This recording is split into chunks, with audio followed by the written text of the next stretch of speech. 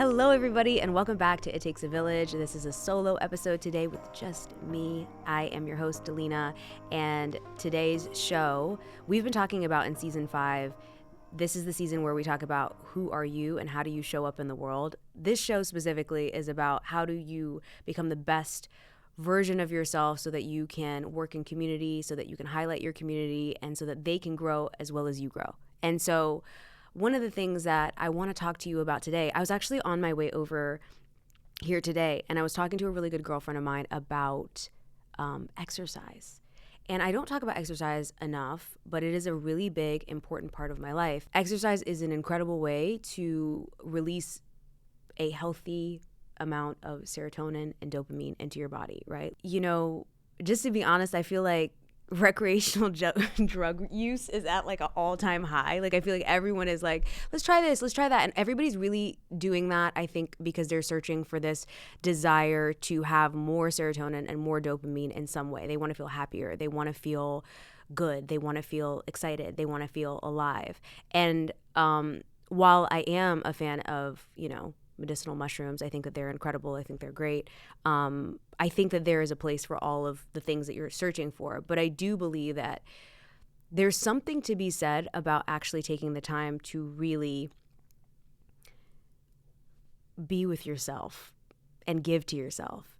And we really do only get one body. I'm not going to say, I'm not like a marathoner, right? Like I'm not like preparing for these intense marathon things. I think exercise can be simple. It can be 30 minutes to an hour of moving your body 4 to 5 times a week. Like I don't think it needs to be an insane commitment. I don't even go to a gym anymore, like physically go to a gym anymore. I just work out in my apartment gym or I work out at home depending on how I'm feeling. But I will say in the time periods of my life where I have felt the most down and the most sad and the most out of my own body and not feeling like myself, moving my body has been one of the biggest gifts I've given myself. And I think that, we've had so many moments where I think people are trying to figure out ways to feel powerful in the bodies that they have. And it is not about what you look like. It is really just about how do you feel in that body, right? Do you feel strong in that body? Are you going to exercise and are you punishing yourself? Or are you going to exercise because you love yourself? And to me, exercise is part of self-love. If you're following me on Instagram, I've been talking so much about self-love. I've been talking so much about the power of loving yourself and how important that is. Exercise is self-love. It is one of the most important things aside from the food you're ingesting. Exercise to me is something that is a core value, a core principle. And so the person who prioritizes exercise is somebody who deeply loves themselves because they make time for themselves. I'm not going to tell you that it's not inconvenient at times. I'm not going to tell you that there aren't some weeks where I get in maybe one exercise day or maybe none. Sometimes those things happen. But I recently have been reading this book called Calling in the One. And it talks about love and it talks about finding love and it talks about, honestly, how to fall in love with yourself. And one of the things that it asked me to do, I'm on like the 20-something day of doing it. I can't even remember exactly what day. I think it might have been 26 or 27 that said this. It said, write down a list of things that you have actually done that you feel are holding you back that you have not done. Okay, interesting. I started to write down. I was like, oh, you know what? I have been deprioritizing my workouts. Like, I'll do them, but I might be like, oh, well, I don't have an hour today, so let me not do it today. That's a problem. That's a problem because if you deprioritize yourself, if you deprioritize the things that are important to help keep you balanced, then you are giving from an empty well. And to give intentionally is to give from a place of abundance, to give from a place of you have a lot. And the only way that you have a lot is that you pour into yourself so much. And I love it because I literally just got off the phone with my friend right before I walked in here. And one of the things she said to myself is, girl, you know what? You got me motivated just by saying that is what you do. Because it is a commitment to change your habits, right? Going back to writing down what it said, within this Calling in the One book. It said, write down things that you feel are holding you back. And one of the things that I noticed is, if you've been following my podcast for a long time, you know that I used to wake up around 4 o'clock. And that time has slowly shifted back and back and back. I still wake up pretty early. I was waking up around like maybe 6:30-ish, between 6:30 and 7. But if you're an early morning person like me, you know that like 6:37 feels a little late. It starts to push into your day, because then it starts to affect your workout. It starts to affect the time you start working. I also live on the West Coast now, so by 6:30 my time, it's 9:30 on the East Coast. And so, half the morning is gone. So I wrote down, wake up before 6. The other thing I wrote down was getting in a workout at least 5 times a week. And it could be 30 minutes, it could be an hour. It didn't really matter to me. I didn't even specify the time, because I know me. Once I go, like, I get excited, and then I'll be like, oh my God, I said that I only had 30 minutes, but maybe I can make it an hour. You get excited when you're in there. You don't want to go, but once you're in there, you're like, I'm in here. But I want to say that the desire that I have to move my body has increased my happiness. And I think that when it comes to happiness, that isn't something that I always felt like I had easy access to.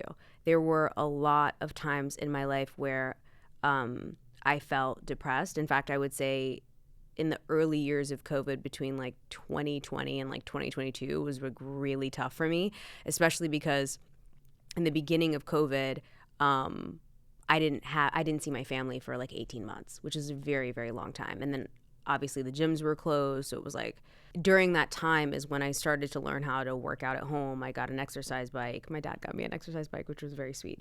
And like I built it at home, and I was like, okay, I'm going to start exercising. I started walking more, and slowly it wasn't even about the body composition. I think everybody has a certain weight that they feel good at. I'm not going to hold you. I'm not going to lie to you. I think that I'm not telling you what weight to be at. Obviously, I would never do that. But I think that we all have a weight in which we feel comfortable. And so, or a strength or a power or an ability to be able to lift a certain amount of weight that makes us feel good and makes us feel powerful. And I think that when it comes to working out, it's so much deeper. It's so much deeper than the physical. It really is about mental. And I noticed that when I started working out, obviously meditating and eating differently as well too, which I think are other topics we can go into at a later date. But exercise to me, it makes you show up differently.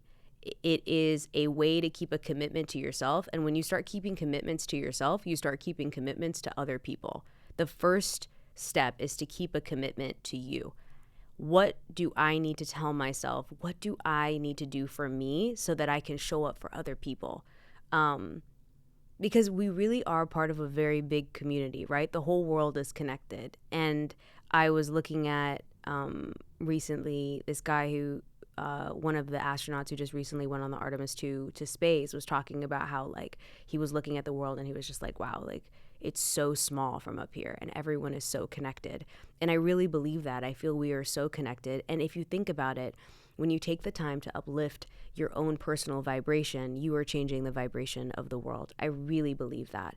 And so pouring into yourself, your physical body, right? Like some people will say we're only like, energy and we're not even a physical body. But the reality is that we are in this space as a physical body. And so taking care of it, taking care of that vessel, that body while we are here is one of the most important things.